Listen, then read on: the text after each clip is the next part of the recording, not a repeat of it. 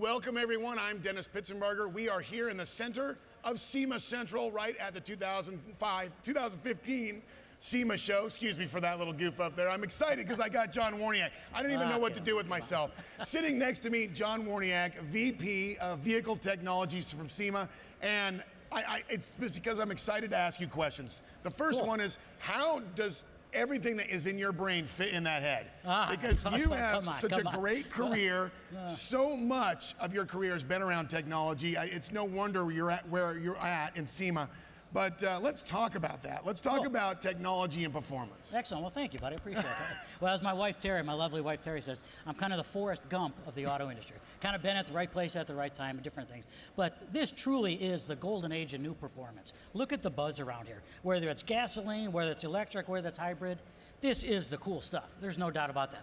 Cars are being matched horsepower with computing power. Look at the science and engineering behind the new Ford GT. That's amazing. 600 horsepower, EcoBoost 6-cylinder motor, combined with basically 50 sensors that gather data 100 gigabytes per hour. That's more than a Netflix movie, download every hour. And those sensors, it has 6 computers on board.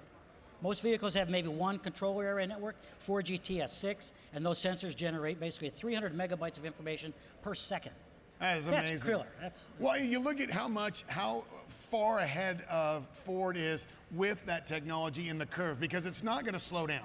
It's growing exponentially. It's going to get to the point where even the most basic automobile in 2 or 3 years is going to be computing that much technology into its computer and be able to give the driver and the owner an experience that's going to be better and better and better. And it truly is the driving and passenger experience in the car. That's what technology is making a huge difference. From safety to infotainment to vehicle emissions. All those technologies are playing together. The SEMA community is coming together.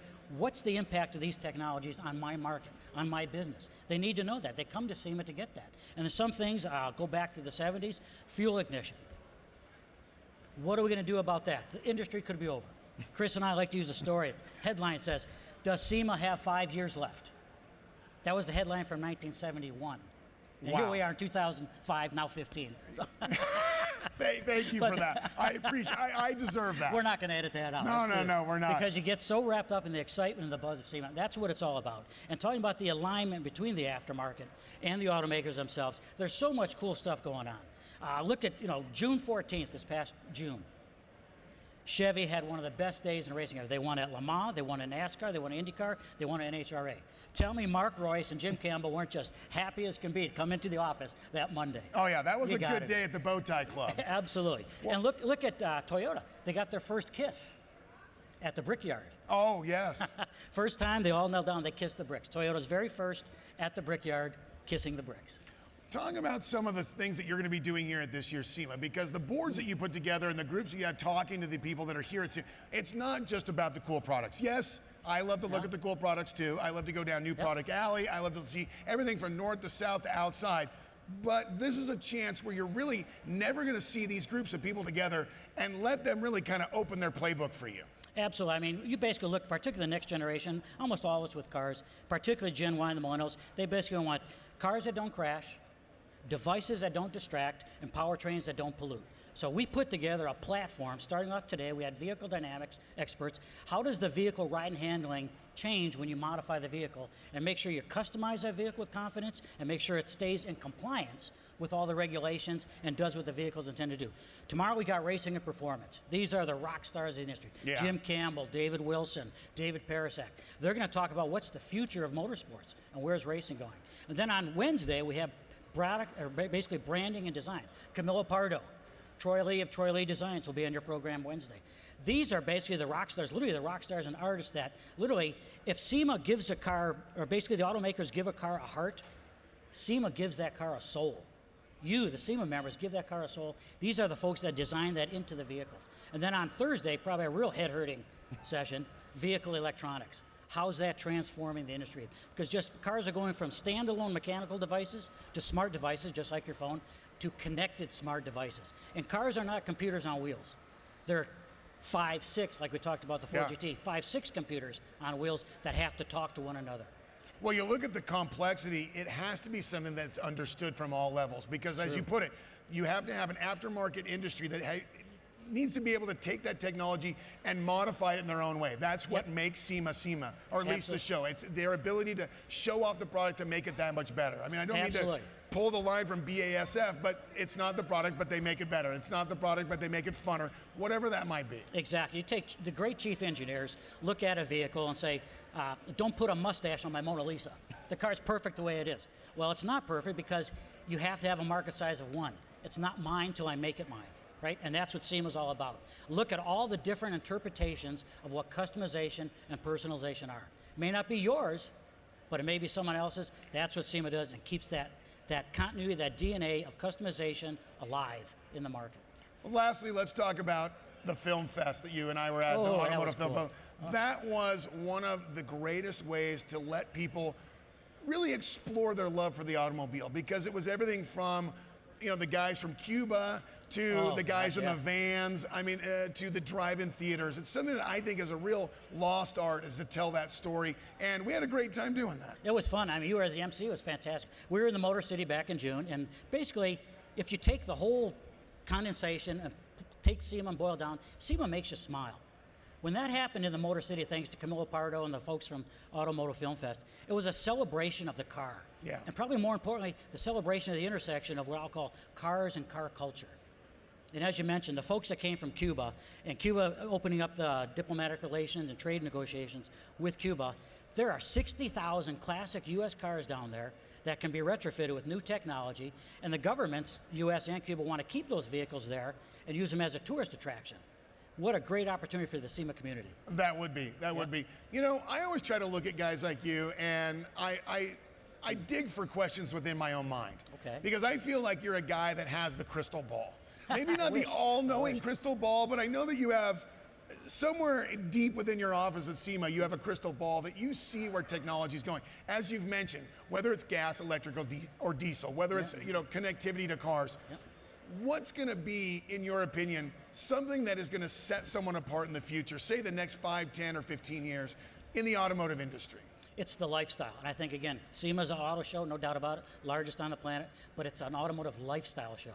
So you got to look within, what's the car community, the enthusiasts doing, but you got to look outside, what I'll call the non-endemic things happening. What's happening with music? What's happening with clothing? What's happening in the world, and particularly if someone, say, 14 to 24. Those are the drivers of the next generation.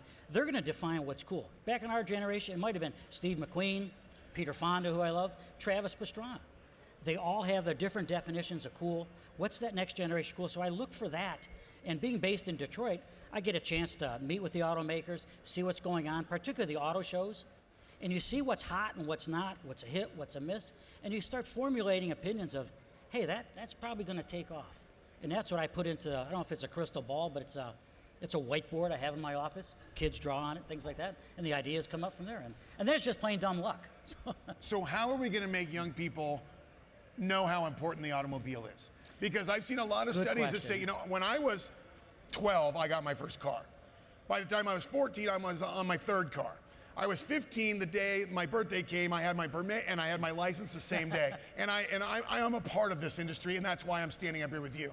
How do we then get young people to be as excited as we were when we were 16 about the automobile that aren't necessarily into it? And they want to take a bus or a cab or an Uber. I mean, I got nothing against Uber, I just brought it up. But how do we kindle that fire to make it roar like it once did? And you're absolutely right. That's basically what they're defining is, for some of the kids that driving is not as important. You know, 4G is more important than a V8. But how do you make the V8 or the V6 or the 4 inline compatible with something that has the street cred of their smartphone? They love to show off what they have in technology. They will want that same cred with their car. And look at the guys and the women that have their coolest car. They all want to jump in there, stay connected, but they want to go with whoever has the coolest car.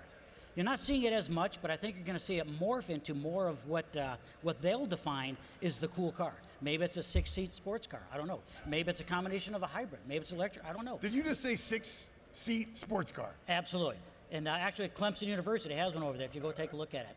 I got to see that. I mean, if there's a sports car that classifies itself and has 6 seats, I think I might be in, because I can see that being very cool. But that's what I wanted to get out of you, because I think it's that thing that we need to understand that's so important. Because this industry, I'm 45 years old. I'm a dinosaur, you know, by this point. I mean, like you said, I mean, the cool cars when I was 16 were IROC Camaros and 5-liter Mustangs. Now it's technology that makes that car seem incredibly slow and archaic by design. Absolutely. You go back to the 60s and 70s, we were fighting, 300 horsepower. My God, what can you do with 300 horsepower? Now it's 600 horsepower, common fare. And look at Roadkill Nights back in Detroit at the Woodward Dream Cruise. Woodward Dream Cruise is a mecca. It shows you that performance sells. Look at the enthusiasm. And those are the kids go to that person, that go-to guy, that go-to girl in school who has that credibility. They say, is this the kind of car to buy or not? That's who they go to. Those are the people that come to SEMA. Look at what we're doing with the students here. Yeah. Those are the students. It's kind of like Jurassic Park. They find their way here. They'll find a way to take that back out to the community, make it cool, and I think that's why SEMA has a long, long way to go in terms of tradition and carrying on tradition, albeit in a new way. Well, I tell you this, somebody walked up to me. There was a few young men that walked up to me upstairs when I was just kind of waiting to come down and do these interviews. And they said, what can I do? And I said, are you 18? He said, yeah. And I go, become a SEMA member.